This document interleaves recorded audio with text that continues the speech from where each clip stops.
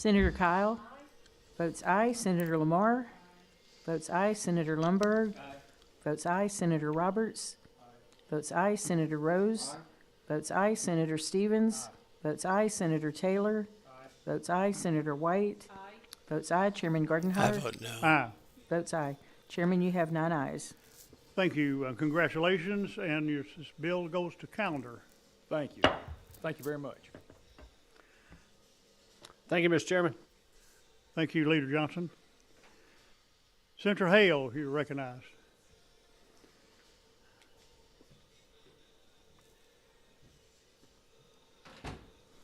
Thank you, Mr. Chairman and members. I have a couple of bills. The first one, Senate Bill 1585, concerning the safe baby courts. Those of you that are not familiar with that, shame on you. This has been a good program in the state of Tennessee for our young children and families that are in state custody or about to go in. In 2017, the General Assembly passed a bill to establish 5 safe baby courts throughout the state. The purpose of the Safe Baby Court program is to reduce the incidence of child abuse, neglect, endangerment, and minimize the effects of childhood trauma on our state's most vulnerable population. It's also to shorten the time period to permanency for these children.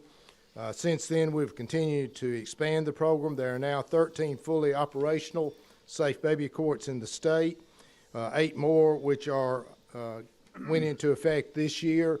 And certainly there are judges that have raised their hand interested in having a safe baby court in their jurisdiction. This bill simply allows the program to remain in place without a sunset so that we continue providing resources for increased stability in Tennessee homes. This is in the state reoccurring line item budget. There's an unknown impact on local fee cost on that. It's effective upon coming law. And let me give you some facts and figures that I think are really important that drive home the importance of this. Since 2017, as of yesterday, we've had 554 cases in the Safe Baby Court. Remember, 8 of them just started this past year, so we don't have information on those yet. Serving 1,006 children. Of those 1,006 children that were in state custody, that went back into with their parents, only 2 have come back in state custody. Think about that now. Safe baby court children reach permanency about 94 days sooner than the traditional safe baby or the traditional court proceedings for children in foster care. The average for a child in foster care is about between $35,000 and $45,000 a year. At minimum, at that 54 days sooner. Before I go into that, let me pause for just a moment and say the winners here are the children, the families are the winners, both the biological family and or the adoptive family, the foster care families. Better than 50% of these children go back with their biological parent. About 25% go into kinship care. About 15% go to adoption, and that generally takes place where the biological parent has been encompassed in this intense care surrounding them of nonprofits. There's a coordinator of services that help with the governmental services, but there's also services provided by churches, nonprofits, CASA, all those involved. So there's lots of touches per week rather than every other month. So a lot of times when a biological parent is unable to get themselves in a position to raise these children and keep them in their home, they'll walk into court and tell the judge, I'm here to surrender my child. Now you think about that.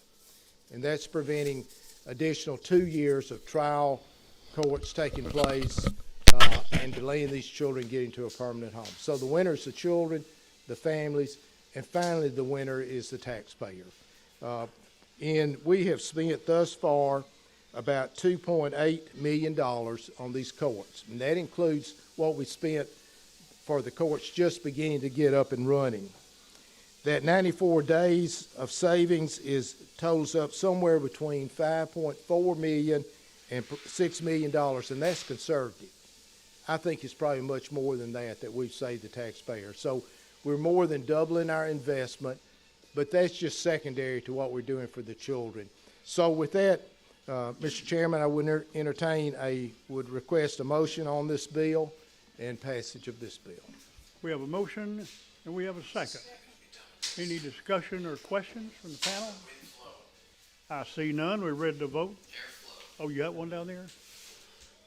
Senator Rose. Thank you. Really no questions, just say thank you. I know this was something that you worked diligently on, and to see these facts and know how successful this has been, again, primarily for the children, but for the families. And it's not about dollars, but it ended up. Oh, yeah, it is. On the tail end, there were Punk. dollars, but that wasn't the reason you did it. So, Senator, thank you for what you've done on this. Madam Secretary, take the roll. Senator Kyle votes aye. Senator Lamar votes aye. Senator Lundberg votes aye. Senator Roberts votes aye. Senator Rose votes aye. Senator Stevens votes aye. Senator Taylor votes aye. Senator White votes aye. Chairman Gardenhire Aye? votes Nay. aye. Chairman, you have 9 ayes. Thank you. Senator Hale, your bill goes to finance. I wish you well in finance. Thank you. The money on this is already incorporated into the budget for the department. Well, I Department's could tell government. that Senator Watson was in this chair earlier today because it's still cold. Senator Hale, you're recognized on Senate Bill 1677. Oh, man, you expect me to follow up after that. Okay. A few years ago, ladies and gentlemen, we passed a bill that had to do with the opioid settlement that takes place. Currently, there are about 10 companies that are involved in this. We have come back and amended that bill to add companies a time or so, and we're back this year to add the Kroger company to this settlement. This would allow the state to qualify for the maximum payments under this settlement. They are finalizing the agreement. The financial terms have been agreed to. The state will receive from adding Kroger to this group better than $42 million. Wow, that's a lot of money. Over an 11-year period of time. There's no risk to the state in this, and makes Kroger eligible for the statutory release by adding it to the current list in statute. Let's see, one other thing that I wanted to mention. Okay, the allocation of funds will work in the same way as in the previous assessments. There was a lot of discussion when we first worked through this. 70% will go to the state's abatement funds to be paid into the trust fund. 15% will go to the state's general fund, and 15% will go directly to participating counties and qualifying municipal governments. With that, Mr. Chairman, I would request a motion and passage of Senate Bill 1677. Denied. Do I have a motion? I have a motion. Do I have a second? I have a second. Any questions from the panel? Can we go out of committee? Chairman Lundberg. Thank you, Mr. Chairman. Just curious, of the counties that participated, how many of our counties participated in this? 16. I don't know whether we have someone that can answer that question. We do. If we could go out of session for the answer to that question. Go out of session. You have my permission. We're out of session. Have a seat. Introduce yourself to the panel and tell who you're with. Get that Kroger. microphone real close. Just pull it up. It won't bite you. Get it up real close. There should be a red light. Thank you, Chairman. Thank you, members of the committee. To respond to Senator Lundberg's Who are you, question, dude? all of Tennessee's counties have participated in the prior waves of settlements, and we anticipate the same for this one. Who is this guy? Any other questions or comments from the panel? I see none. Madam Secretary, Senator Hill, would you like to close? You got the vote you want to get out? We're out of session. Thank you. Thank you, Chairman. Madam Secretary, take the roll. Senator Kyle? Votes aye. Senator Lamar? Votes aye. Senator Lundberg? Votes aye. Senator Roberts? Votes aye. Senator Rose? Votes aye. Senator Stevens? This is the one I want to Votes see. aye. Senator Taylor? Votes aye. Senator White? Votes aye. Chairman Gardenhire? Aye. Votes aye. Chairman, you have 9 ayes. Thank you. Senator Hill, this bill goes to counter. Do you have any more? Not right now, but thank you, Mr. Chairman and members, and I hope this is set as precedent for the remainder of my bills that you will hear. Thank you, sir. Let's see, who's next? Senator Pody. Let's see this guy. Thank you, Mr. Chairman, members. I got Senate Bill 596, and what this bill is going to do is it just is adding 10 words to the law that says that somebody does not have to solemnize a marriage. Right now, Oh, I don't care about it this doesn't one. say whether somebody does or they don't have to. If you're permitted to do a marriage, it just is empty. We just assumed that somebody did not have to. However, this makes it clear that if somebody comes to, like myself, who I performed a wedding yesterday, if I didn't want to perform that wedding, I could have said no. Do we have a motion? Chair will make a motion. Do we have a second? We have a second by Senator Rose. No. Any questions from the panel? 620. Yeah. I think we have some testimony from Pastor Travis. So come on up.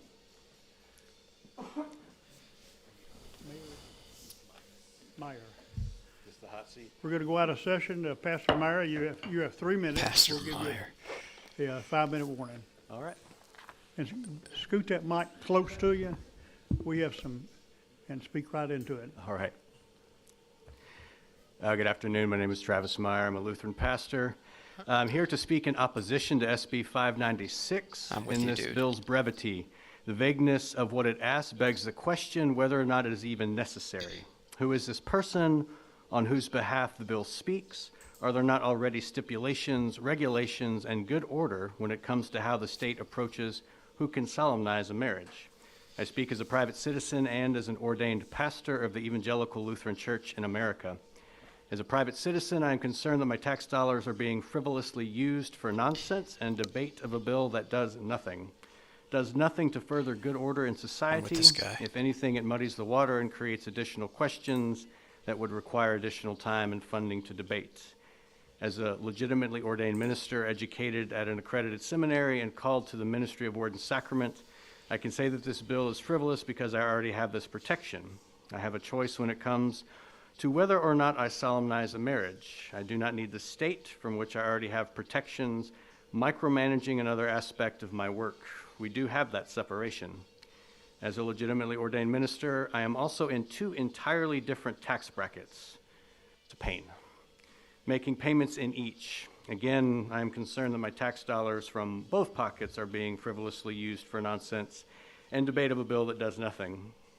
I see this bill as a law that is setting a trap for legal confrontations down the line, inviting unnecessary lawsuits that will only continue to frivolously spend tax dollars of the good This guy people of making great Tennessee. points. In short, I oppose this bill because it's vague, redundant, and potentially wasteful.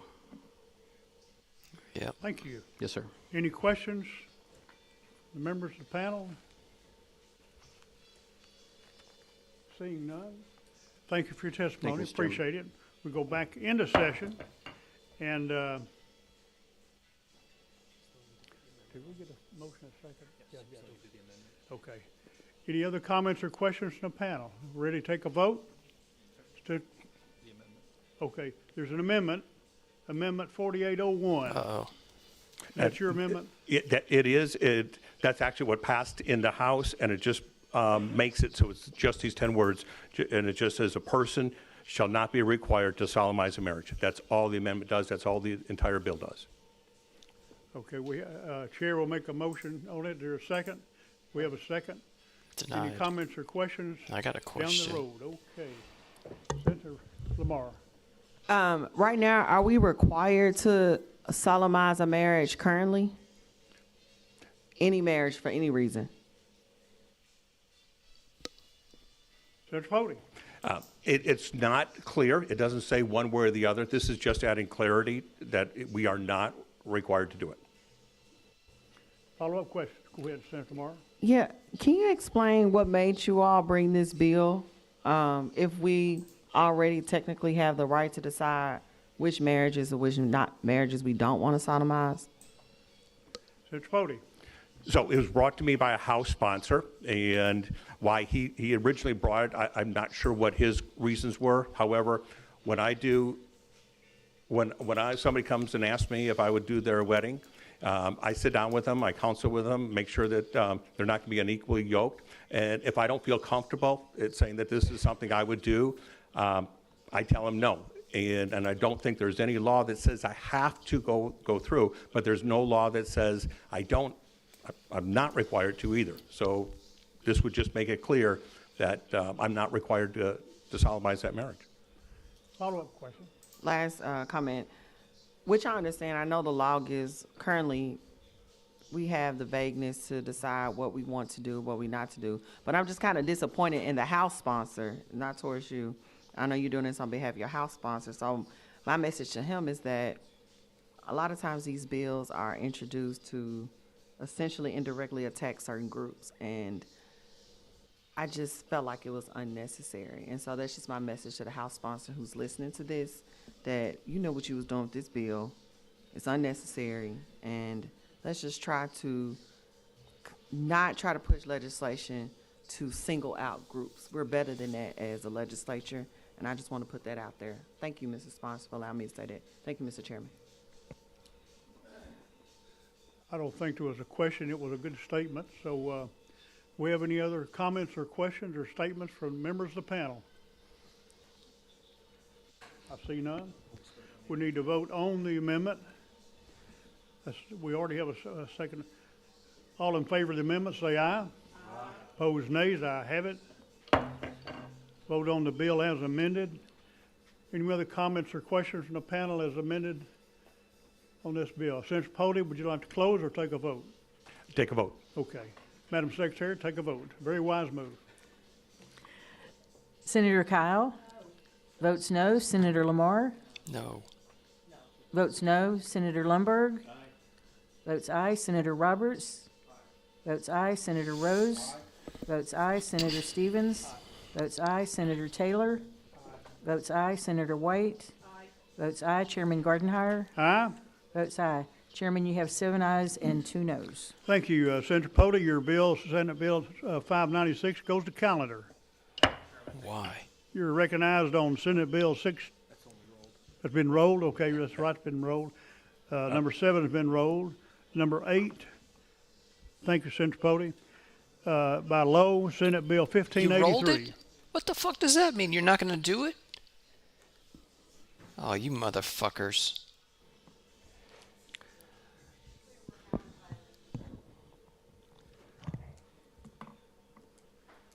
Senator Lowe, you're recognized on. Go ahead. Thank you, Mr. Chairman. Senate Bill 1583 addresses what really constitutes a temporary problem until our truth in sentencing comes to fruition.